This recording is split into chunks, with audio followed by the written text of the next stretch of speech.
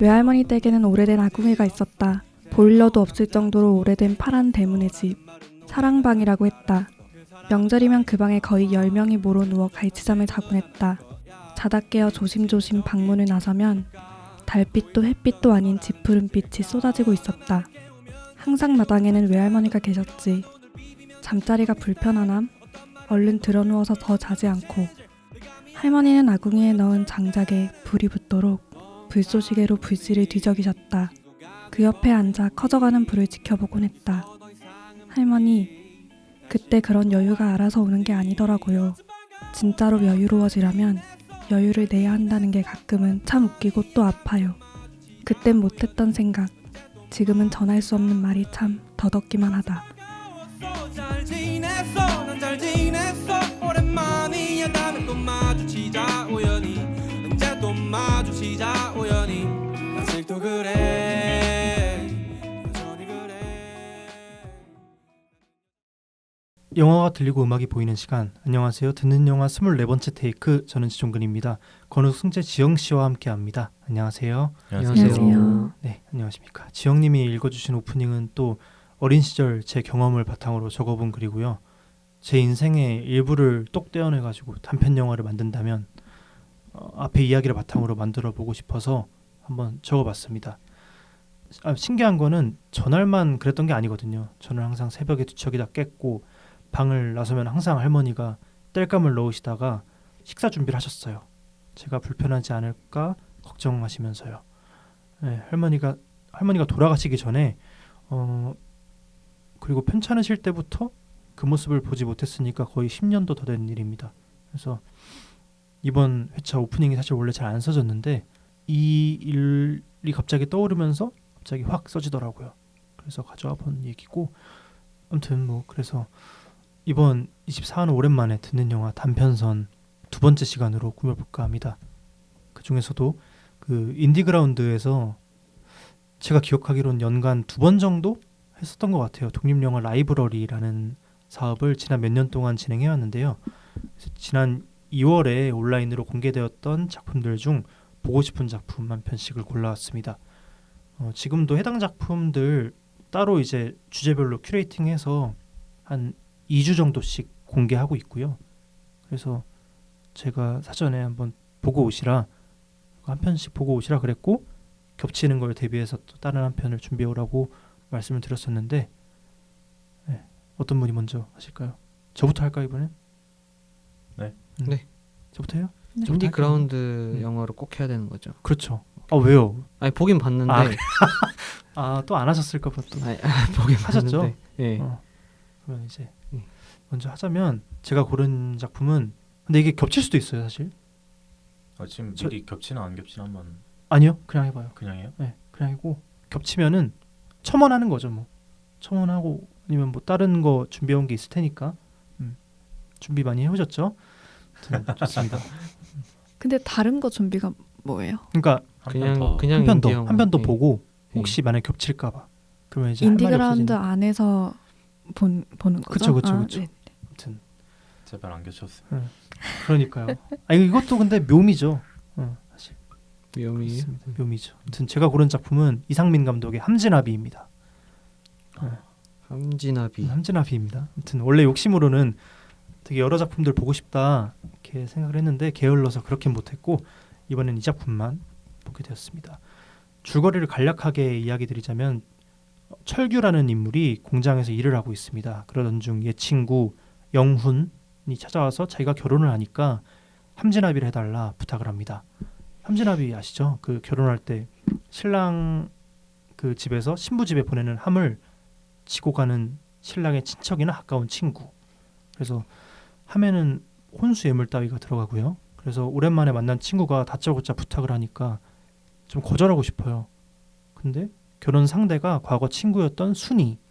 근데 순이의 별명이 미친 땡이었어요. 미친 땡.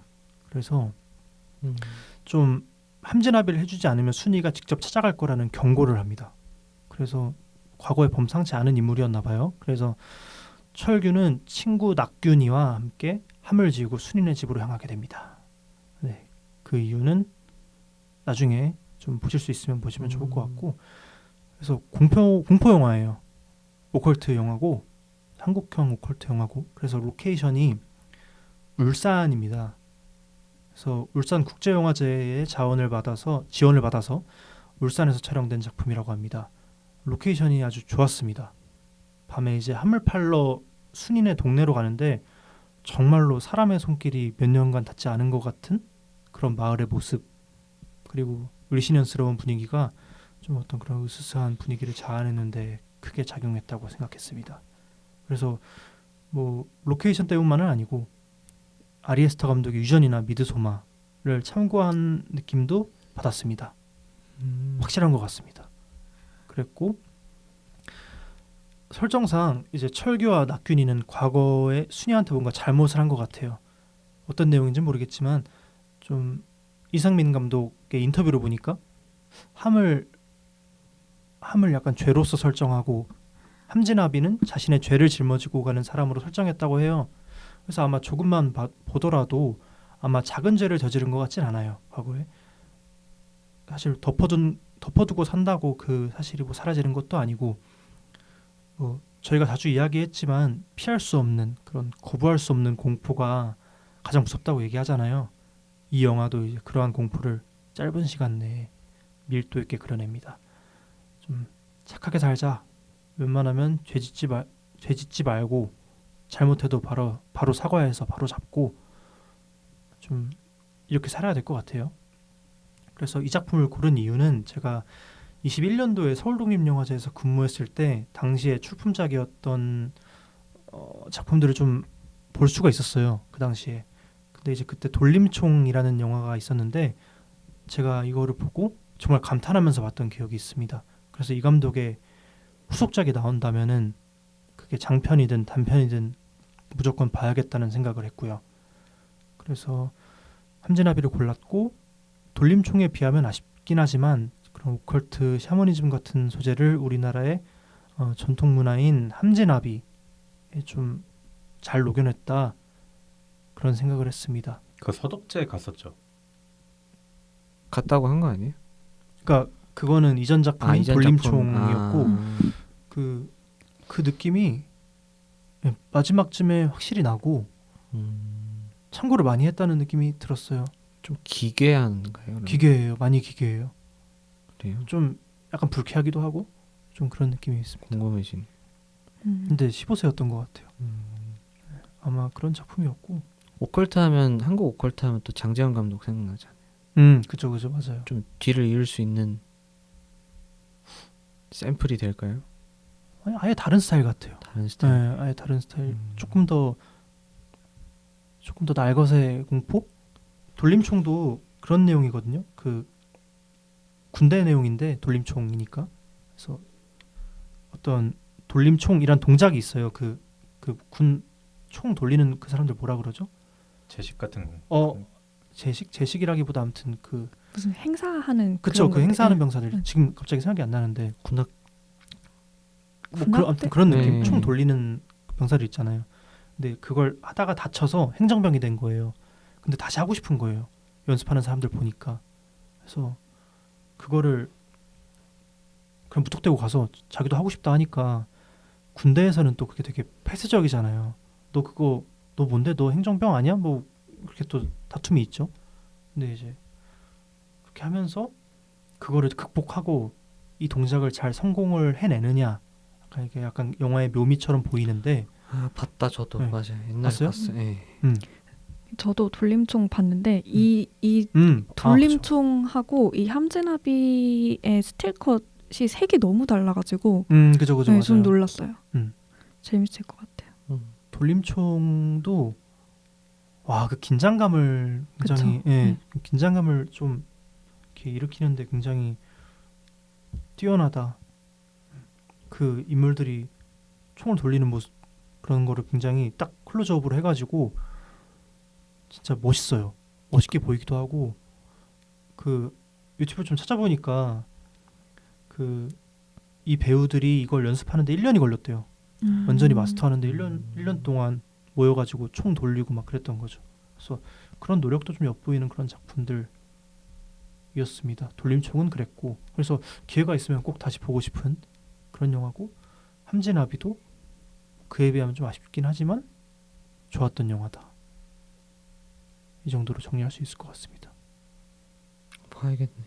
아무튼 뭐 사실 겹칠 것 같아서 하나를 더 골라오긴 했는데 좀 건욱 씨가 오늘 일찍 가야 되잖아요.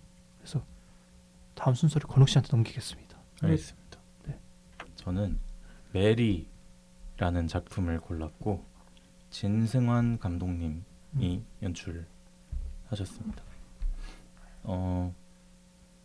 근데 사실 저는 이 영화를 고른 이유가 뭐 미리 어떻게 찾아보고 이렇게 골랐다기보다 제목이 그냥 마음에 들어서, 요즘에 이렇게 느낌표로 끝내는 노래 제목들도 좀 많았고 저는 그렇게 느껴서 이것도 왜 느낌표로 이렇게 끝낸 거지 싶어서. 메리 느낌표예요? 네, 메리하고 느낌표. 음. 메리하고 느낌표인데 그 스틸컷이 루돌프랑 산타 복을 입고 있는 배우들의 모습이어서 무슨 내용일지 좀 궁금해져서 그리고 제가 또 크리스마스를 워낙 또 좋아하니까. 그래요? 네, 저는 크리스마스에 환장하는 사람으로서. 환장이요? 아무튼 그냥 그 시즌의 분위기를 좋아하는데 그래서 보게 된 영화고, 간단하게 설명하자면 그 보호 종료 아동들에 대한 내용이고요. 이게 뭐냐면 그 18세 미만의 청소년들은, 그 부모가 없는 청소년들은 그 고아원에서 보호를 받는데 이제 성인이 되면 보호가 종료가 돼요. 그래서 일을 해야 되는데, 이제 보호가 종료되니까 사회에 나가서 일을 해야 되는데 이게 또 보호자의 동의서가 필요한 상황이 와요. 근데 보호자가 없잖아요. 근데 이제 주인공인 우희와 상진이 나오는데 일을 일단 인형탈 알바, 크리스마스 시즌에 맞춰서 인형탈 알바를 구하려고 해요. 근데 보호자 동의가 필요한 미성년자, 그러니까 상진은 미성년자거든요. 근데 처음에는 우희만 가서 인형탈 알바 어떻게 안 되겠냐, 다른 알바들을 좀 찾아봤는데 다 할 만한 알바가 없었거든요. 뭐 그 다 성인용 그런 이상한 아르바이트만 있고, 그나마 할 만한 게 인형탈 알바여서 혼자 가서 하려 했는데 산타와 루돌프니까 팀을 짜서 오라는 거예요. 그래서 팀을 짜서 갈라 하는데 짜주면 좀 안 돼? 그러니까 짜오래. 우이도 아니 여기서 팀 짜주는 거 아니에요 했더니 산타와 루돌프는 한 팀이지 하면서 데려오라는 거예요. 쓸데없이 낭만적이네.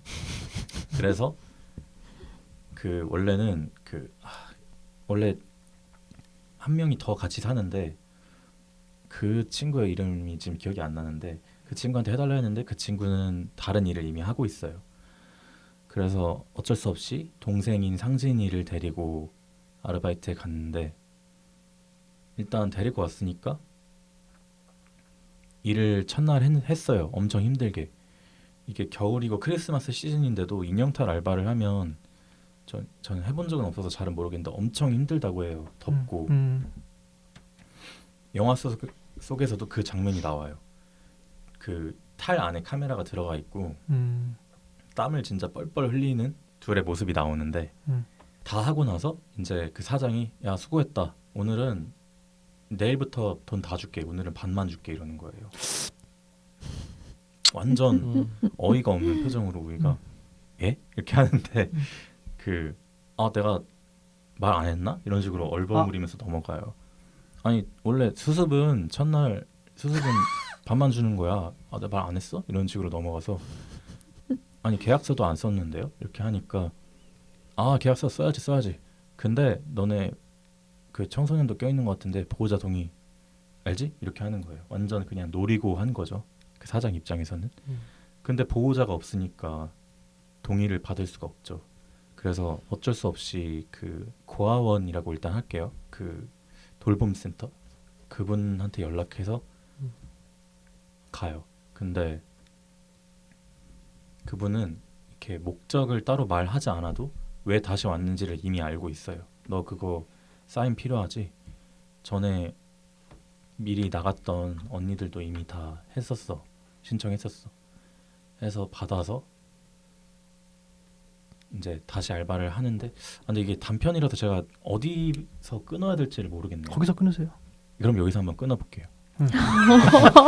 다시 사인을 받으려고 하는데 네, 사인을 받아서 다시 일을 하려고 하는데 이제 음, 다 나머지는 영화에서 확인하시면 될 것 같은데 네. 라고 하는데 하는데 이- 점점점 영화에서 좀 느낄 수 있는 점은 보호 종료 아동이라는 그 친구들이 어떤 사회적인 사각지대에 놓여 있다. 그런 부분이 정말 잘 보여지는 영화였던 것 같고 그리고 크리스마스인데도 불구하고 크리스마스인지도 모르는 분위기예요. 영화가 전체적으로 정말 힘들고 억울하고 지친 표정들만 나오고 얼빠진 표정이 나오고 그리고 되게 너무 어린 나이부터 현실의 어떤 차가운 벽에 맞닥뜨리게 되는 그런 어린 친구들의 이야기가 보여지고 그리고 영화 더 보시면 알겠지만 진짜 아까 그 내용보다 더 어이없는 내용이 하나 나오거든요. 이제 그런 어떤 이 친구들이 자기들의 의지로 보호자가 없는 게 아니잖아요. 근데 그런 어떻게 아직도 보호받아야 마땅한 그런 친구들인데 이렇게 즐겁고 모두가 웃는 행복한 시즌인데 어떤 사각지대에서는 그런 행복함을 느낄 수 없는 사람들도 있다. 그리고 근데 그게 마냥 좀 너무 막 슬프고 그렇게 보이는 영화까지는 아니에요. 그냥 되게 담담해요. 음악도 좀 뭐랄까 조금 일상적이면서 조금 아련한 것 같기도 하고 좀 그런 무드로 계속 끌고 가거든요. 그래서 네 그냥 사실 저는 이런 뭔가 연민이 일어나는 영화를 그렇게 찾아서 보진 않는데 오랜만에 이런 영화를 봤는데 꽤 뭔가 마음에 좀 남는 그런 느낌이었고 그리고 이거는 영화 리뷰를 한 줄 리뷰 같은 걸 보다가 알게 된 건데 돈도 반값 받고 그리고 캐롤도 막 가사가 들리는 캐롤이 아니거든요. 그 영화 속에 들리는 게 허밍만 들리고 그리고 제목도 메리잖아요. 메리도 메리 크리스마스인데 반만 나온 거죠. 그러니까 뭔가 시작이 반이라는 말이 있는데 그 반마저 없는 사람들은 어떡하나 그러니까 이런 리뷰가 있었는데 정말 시작부터 힘든 상황에 처해 있는 사람들이 분명히 있고 그 사람들한테 관심을 좀 가져줘도 좋지 않겠냐 그런 메시지가 좀 와닿는 그런 영화였던 것 같습니다. 그리고 연기가 되게 괜찮아요. 배우들의 뭔가 너무 오버하지 않고 좀 담백하게 하는 연기들 그리고 그 사장 역할 하신 분의 연기가 정말 얄밉습니다. 네, 그래서 보셔도 좋을 것 같아요. 길이도 20분이 좀 안 되거든요. 괜찮네요. 네, 그래서 추천합니다. 재밌겠네요. 메리 느낌표. 네, 메리. 약간 그 사회 사각지대에 놓인 청소년들의 네. 그 현실을 좀 적나라하게 보여주는 영화일까요? 적나라 정도는 적나라죠. 아닌데. 네. 그렇군. 적나라? 적나라는 한 박화영 정도 돼야 적나라 아니에요? 아 박하영은 너무 힘들었고 박하영은 좀 보면서 힘든 그게 있죠. 맞아. 확실히. 박하영 그 마지막에 웃는 거 아시죠? 맨 마지막에 어쩔 뻔 봤냐 하고서 그러면서 웃는 음악 엄청 막 기괴하게 나오잖아요. 아닌가? 음악까지는 기억 안 나요. 근데 웃음 소리가 계속 들려요. 맞아. 그런 느낌까지는 아니에요. 그냥 그쵸. 네. 살짝은 더 멀리서 지켜본 네, 좀 조금 그런 순한 느낌이. 맛으로. 예. 그렇군요. 그냥 다 보면 얘들아 화이팅 이렇게 해주고 싶은 그래도 좋은 날이 올 거야 이렇게 말해주고 싶은 아 그런 느낌? 그렇군요. 또 그런 영화 보면 조금 이입이 조금 덜 하죠. 다행히. 덜 그러니까 막 박하영이나 막 음. 오아시스 같은 영화들 보면은 힘들잖아. 힘들어 막. 그래도 이런 영화 보면은 조금 더 영화 아직은 영화다 이런 네. 그런 게 있죠. 그렇죠. 근데 가시지 마세요. 그 건욱 씨 6시까지는 계세요. 네. 약속된 시간이 있으니까 네, 네. 그 이후에 가든지 말든지 하세요. 딱 그 6시 되면 이제 딱 가셔야 돼요. 있으면 이제 아니요 10분 아, 해저잉. 일단 아무튼 알겠습니다. 메리 알겠습니다. 네. 재밌을 것 같아요. 재밌어요. 근데 감사합니다. 단편이라서 아직 시간이 꽤 그렇네요. 있습니다. 예. 당신이 아. 늦게 와서 이런 일이 그렇네. 생겼잖아요. 그래서 제가 미리 던졌잖아요. 2시간 전에 늦을 수도 있습니다. 근데 이런 얘기 할 시간도 없어요. 그래요. 시간이 다음에 음.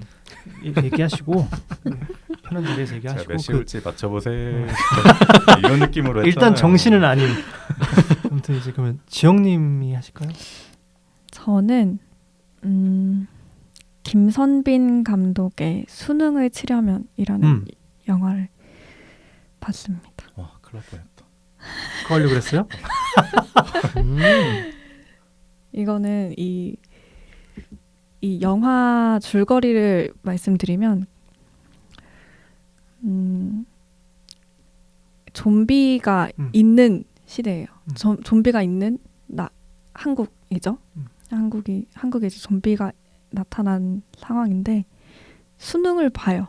어쨌든 그런 그 말도 안 되는 상황에서 수능은 이루어지고 이제 고등학교 3학년 여학생들이 뭐 좀비가 오니까 아무래도 뭐 거리에 사람도 없고 그래서 이제 학원 차량 아저씨가 이제 그 수능 보는 학생들을 태우고 수능장으로 가는데 원래 그 낮 시간에는 좀비가 안 나온다고 뉴스 보도가 돼 있었어요.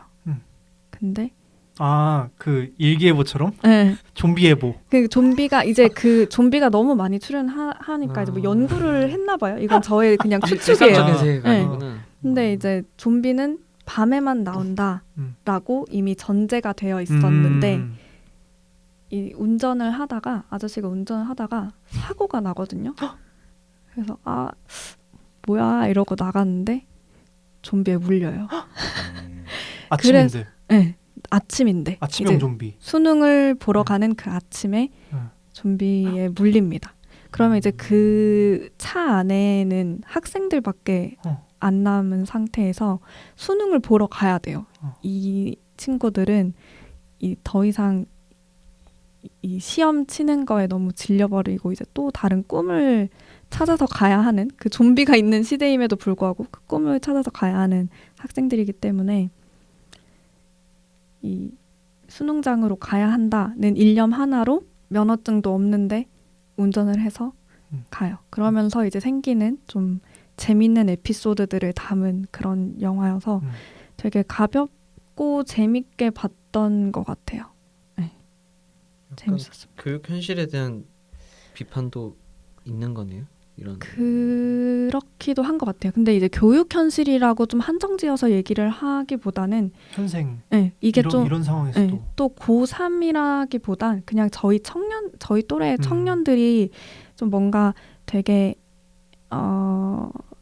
현실적으로 어려움을 겪고 있음에도 계속 뭔가를 해야 하는 좀 두렵잖아요. 뭐 취업이든 아니면 뭐 결혼도 거의 못 하고 있는 그런 상황에서 어쨌든 계속 해나가야 하는 그 두려움을 이 어린 아이들이 뭔가 깨나가는 것 같은 느낌이었어요. 이 영화가. 좀비랑 싸우기도 해요? 싸움이라고 하면 싸움일 수 있는데 이게 막 그런 격투 장면이 있는 건 아니고 결국에 도망 다니는 역할로 나오기는 합니다. 약간 로드트립 느낌도 맞아요. 있네요. 네. 좀비의 분장은 어떤가요? 좀 적나라한가요? 아니면 되게 귀여워요. 귀여워요? 네, 되게 귀엽게 나오고 뭐 그 좀비의 형태가 나온다기보다는 이 아이들이 그 이제 좀비 시대에 그러니까 안 그래도 힘든 상황에 좀비 시대.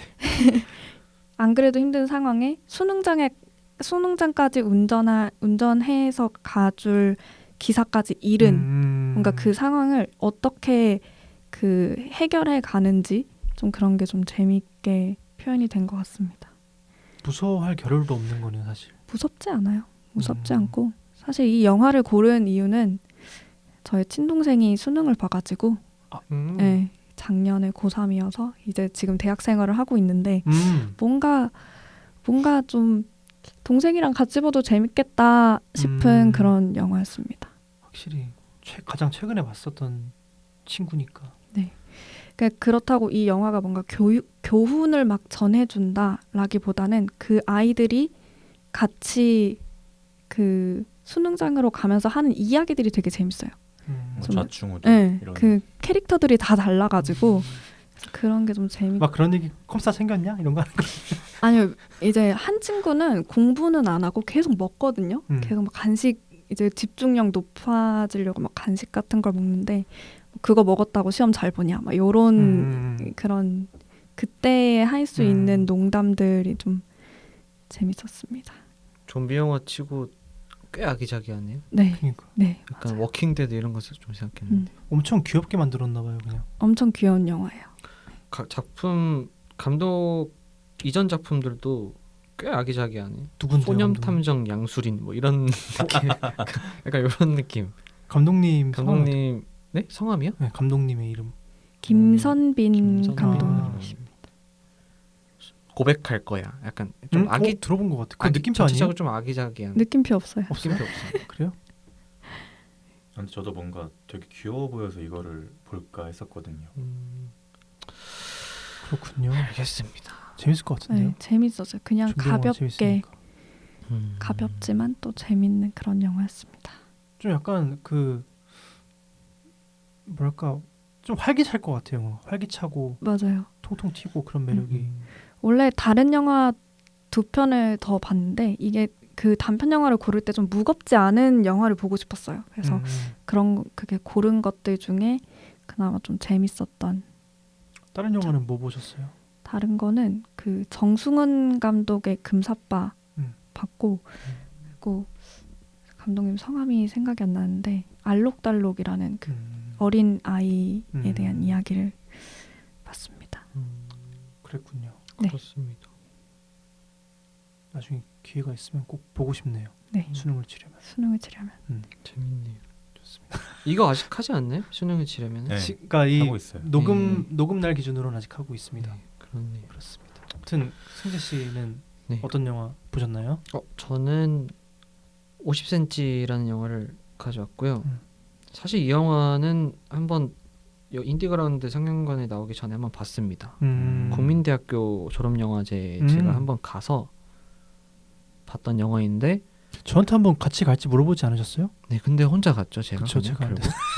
네, 그렇죠. 저한테도 추운 날씨에 그래요? 추운 날씨 혼자. 추운 날씨에 혼자 이제 저벅저벅 거리면서 저벅저벅. 봤는데 어땠을까 과연? 근데 그 대학교 영화제라고 하고 또 독립 영화라고 하면은 뭔가 어느 정도 내려놓는 저는 그게 있었어요. 그러니까 저도 만들 때도 어느 정도 작품의 퀄리티나 뭐 그런 것들을 보면은 독립 영화만의 그런 어느 정도의 그 정해진 깔이 있다고 저는 항상 그런 생각이 막 드는데 저도 만들 때도 그런 게 계속 나오기도 하고 근데 이런 그런 영화들 중에서 뭔가 제일 조금 돋보였던 영화인데 아니나 다를까 뭐 수상 경력도 뭐 화려해요. 화려하시고 그래서 재밌게 봤습니다. 근데 이번에도 나와가지고 한번 다시 봤고 그리고 인디그라운드 영화관에서 제가 봤던 영화들이 생각보다 그렇게 재밌어 보였던 게 그러니까 제가 선택해서